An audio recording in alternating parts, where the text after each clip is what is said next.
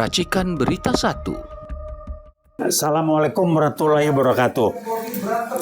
Rekan-rekan kami dari UWOT saat ini akan menampilkan kembali, mengingatkan kembali kasus kilometer 50 yang terjadi bulan Desember tahun, kalau tidak salah tahun 2000 berapa ya, Desember ya? 2020. Jadi kilometer 50 bulan Desember tahun 2020 saat presidennya kalau nggak salah Jokowi juga. Nah, kenapa saya angkat kembali?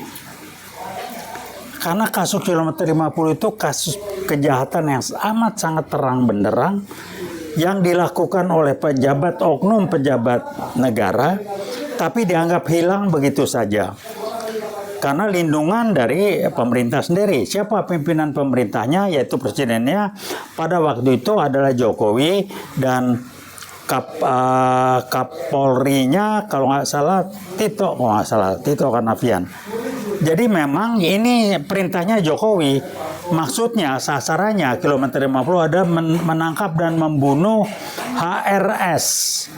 Tapi karena HRS tidak bisa ditangkap, terjadi perubahan intern mereka, maka yang menjadi korban dan dibunuh adalah orang-orang dalam tanda petik mungkin pengawalnya HRS.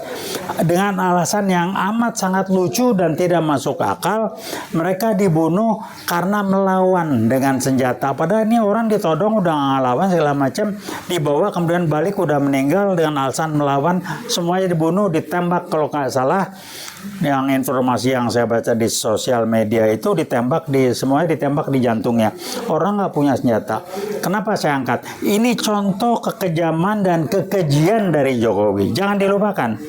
Ini memang mau hilangkan TKP kejadian di kilometer 60 dihapus permainan polisi. Ini Tito Karnavian bermain di sini sama Jokowi. Makanya karir naik, bisa jadi menteri dalam negeri lah, segala macam lah. Jadi dua orang ini itu harus diusut sebagai pelaku kejahatan kriminal yang harus dipertanggungjawabkan.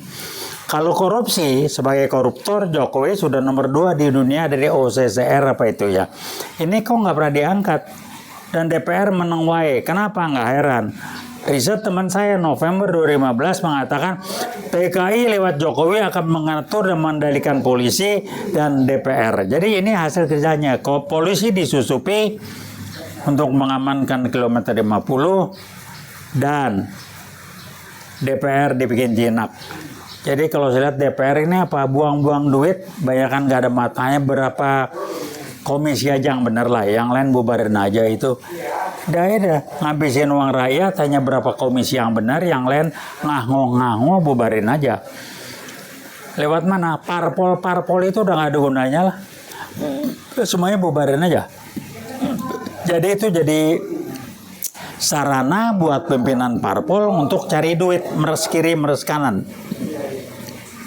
Jadi untuk DPR memutuskan menyetujui sesuatu, maka anggota-anggota DPR dikontak, ngumpulin duit, nyetor, baru disetujui. Kira-kira begitu ekstrimnya. Nah rekan-rekan, kilometer 50 ini memang belum diangkat ulang, tapi kita catat terus, dan ini akan jadi sejarah kelam untuk menjadi pelajaran generasi mendatang bahwa pernah terjadi hal-hal seperti ini yang sadis, akal-akalan, litik dan jahat, melakukan pembunuhan terhadap anak bangsa, orang biasa, yang sasarannya adalah membunuh HRS waktu itu, tapi nggak berhasil, dan yang kena ditangkap dijadikan sasaran adalah orang-orang dalam tanda petik pengawal-pengawalnya HRS. Dan sepi aja tuh, nggak ada tindak lanjut. Saya nggak tahu, Jokowi selama 10 tahun kemudian acak-acak sampai sekarang ini, dan begitu Prabowo naik jadi presiden, maka beliau harus banyak membersihkan kotoran-kotoran hasil kerja Jokowi selama 10 tahun plus. Sekarang dia ngacak-acak dengan pakai bendera Partai Gajah yang PKI itu, mosok keliling Indonesia untuk kampanye, alasannya ada macam-macam. Jadi tolong dicek.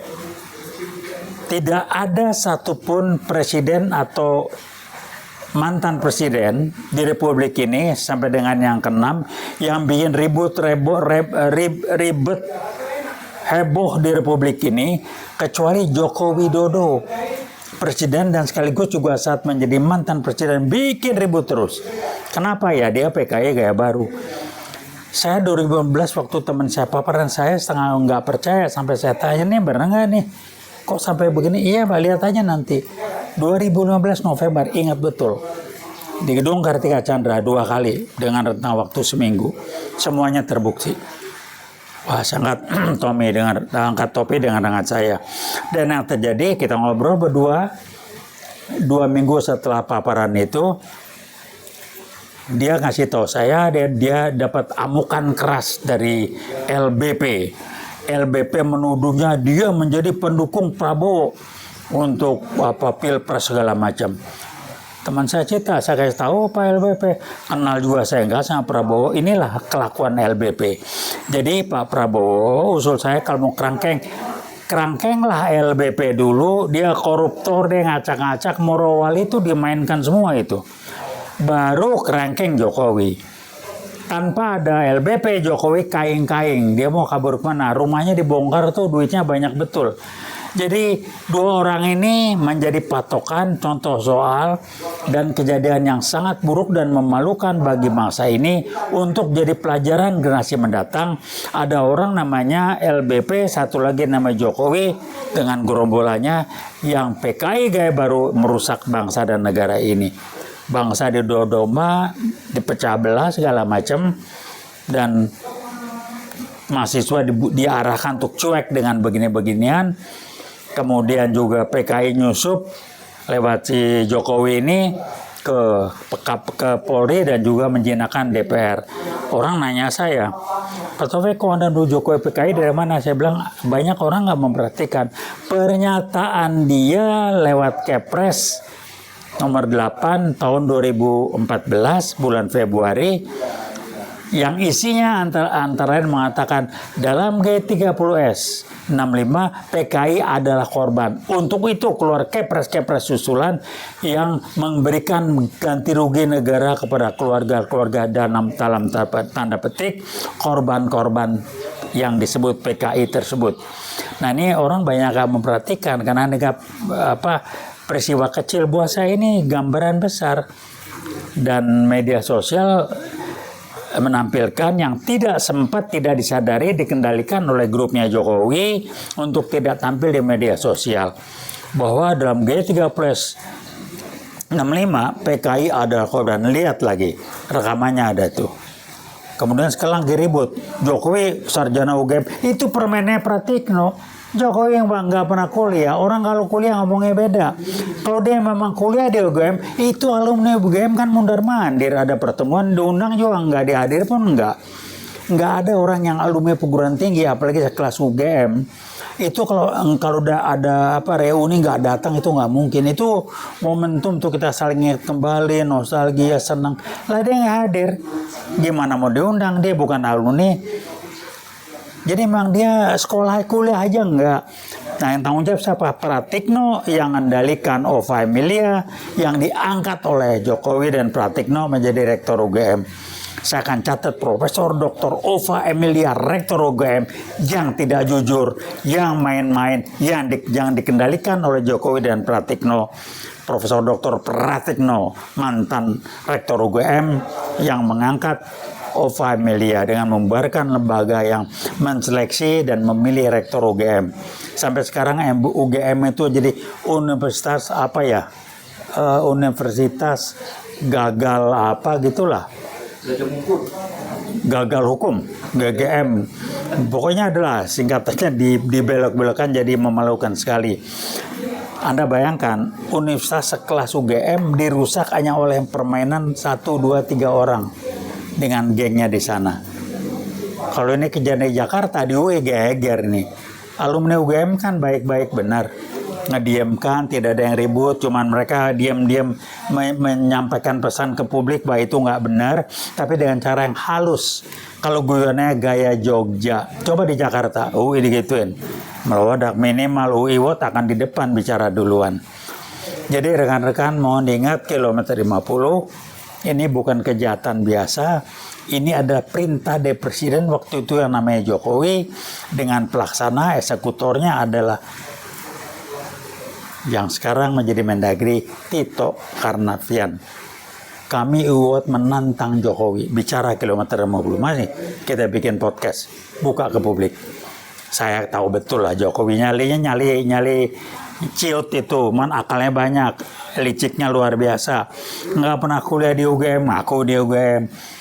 Kemudian untung ada rekaman videonya ngomong dia so rendah hati. IPK saya juga dulu di bawah 2. Ini orang yang nggak pernah kuliah. Ngaku IPK di bawah 2. Lu IPK di bawah 2 mah diberhentiin DO. So rendah hati. Yang pesan yang mau kirim, saya tidak cerdas secara akademis, yaitu IPK saya di bawah 2, saya tuh bisa jadi presiden. Dia nggak paham, IPK di bawah 2 lu DO. Memang dia tidak pernah kuliah. Apalagi ingatkan kembali saya, waktu jadi wali kota di Solo, dia ngomongnya lulusan di Surakarta, tidak nyebut-nyebut UGM, tidak pernah nyebut. Titelnya pun Dokter Andes. Begitu setelah jadi wali kota, gubernur Jakarta sampai presiden, berubah titelnya insinyur dan dia klaim dia lulusan UGM. Halo Profesor Dr. Pratikno, mantan rektor UGM. Kita belajar dari kejadian Pratikno ini, jenjang akademis yang tinggi, dasarnya IQ, kontribusinya sangat minimal dalam menentukan kualitas dia sebagai manusia yang berkualitas hidup dia sebagai manusia. Jadi itu akan perannya besar negatif kalau SQ-nya jongkok. Artinya IQ yang tinggi bisa jadi membuat orang tuh negatif perkelakuan kualitas hidupnya kalau SQ-nya jongkok. Kalau SQ-nya tinggi nggak akan mungkin.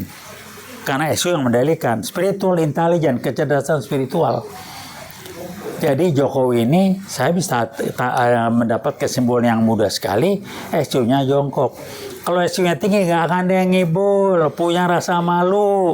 Halo Jokowi, Anda protes kita ngomong terbuka di publik. Nih UIWOT nunggu. Saya pernah bareng Anda, saya aja ketipu sama Anda dulu. Sempat gue kagum. Nah orang jujur amat, sederhana banget, nenteng-tenteng bahasa kemari, bawa ke Prabowo segala macam. Mungkin Pak Hasyim masih ingat ketika dialog ada di saya dari sana, ketika Pak Hasyim nanya setelah Pak Prabowo bantu Jokowi jadi gubernur DKI, saya masih ingat Pak Hasyim udah benar masih ingat kalau Jokowi nggak tanya pasti bohong. Pak Jokowi terima kasih dong sama Pak Prabowo, Anda udah dibantu bisa jadi gubernur. Saya ingat demi Allah. Jokowi ngomong apa? Loh kok terima kasih? Saya tidak pernah minta dibantu. Kaget saya. Kok nyautnya begitu ya? Jadi itu usaha dia sendiri. Ya itulah kalau orang SQ-nya jongkok ya begitu. Muke, susah gue ngomong. Tapi dia ngomong halus nggak nangkep, mesti kasar ngomong ya. Kasar orang yang IQ-nya jongkok, ya gini, tapi akalnya banyak. SQ-nya jongkok, mesti dikencengin. Halo Pak Jokowi, kapan kita ketemu lagi? Anda boleh bolak-balik ke Solo. Anda korup, rumah Anda dibangun, tolong jawab duit dari mana? 2014 Anda bisa bilang PKI di Kepres 8 itu saya ulangi dalam G30S65 PKI adalah korban. Tangkap dia.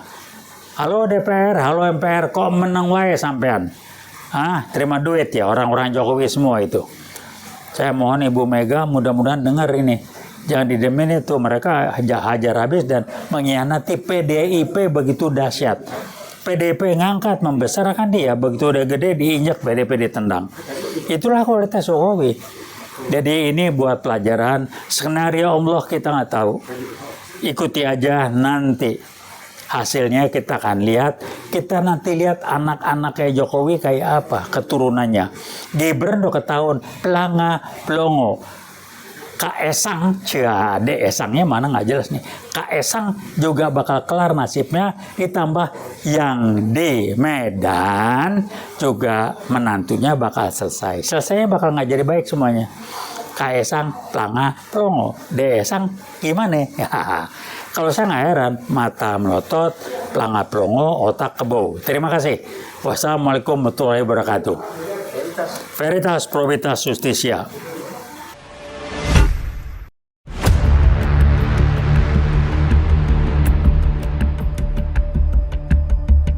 Racikan Berita 1